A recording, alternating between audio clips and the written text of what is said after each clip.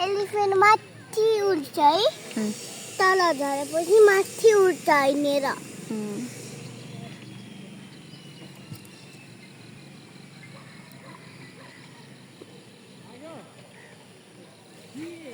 झन्डै लड्यो नि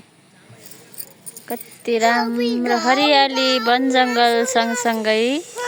कति राम्रो स्वच्छ हावापानी भएको कीर्तिपुर हाम्रो साथीको घर खै तिम्रो साथी घर अस्ति हामी यही सुते थियो त त्यस्तो सुते थियो त्यस्तो भएको थियो त हामी मासु यस्तो राख्छ त्यही थियो कहिले आथ्यौ तिमी यहाँ यतिकै हावा कुरा नगर त किसनको घर होइन यो होइन नि अस्ति नै गएको होइन किर्सन दादाको घर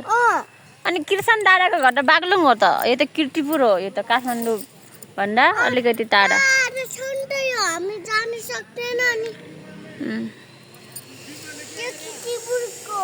उता पानी परिरहेको छ गाइजहरू खोइ पानी मैले देखेन त्यहाँ माथि पानी आएको देखिनु